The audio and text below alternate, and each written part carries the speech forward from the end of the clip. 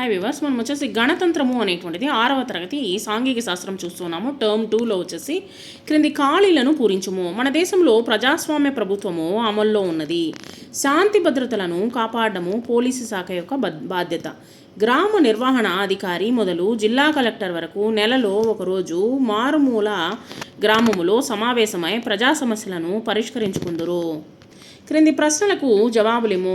ప్రాచీన కాలములో మన దేశమును పరిపాలించినది ఎవరు? ప్రాచీన కాలములో మన దేశాన్ని వివిధ వంశాలకు చెందినటువంటి రాజులు మరియు చక్రవర్తులు పరిపాలించారు.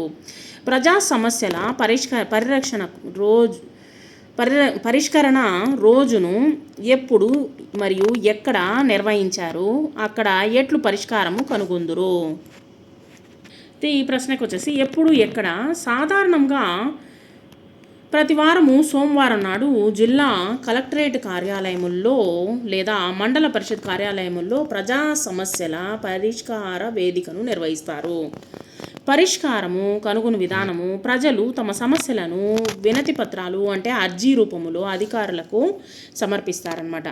సంబంధిత శాఖల అధికారులు ఆ సమస్యలను పరిశీలించి చట్ట నిబంధనల ద్వారా వీలైనంత త్వరగా పరిష్కారాలను కనుగొంటారు. ప్రతినిధులు అనగా ఎవరు? వారిని ఎవరు ఎన్నుకుంటారు? ఎట్లు ఎన్నుకుంటారు? ప్రజాస్వామ్యంలో ప్రజల తరపున ప్రభుత్వ పాలన సాగించడానికి మరియు చట్టాలు చేయడానికి ఎన్నుకోబడినటువంటి వ్యక్తులను ప్రజల ప్రతినిధులు అని అంటారు. ఉదాహరణకు sarpanch, ward member, MLA, MP. ఎవరు ఎట్లు ఎన్నుకుంటారు ప్రతినిధులను అంటే 18 సంవత్సరాలు నిండిన పౌరులందరూ ఓటర్లు ఎన్నికల సమయంలో వచ్చేసి రహస్య ఓటింగ్ పద్ధతి ద్వారా తమ ఓటు హక్కును ఉపయోగించి ఈ ప్రతినిధులను ప్రజాస్వామ్యబద్ధముగా ఎన్నుకుంటారు.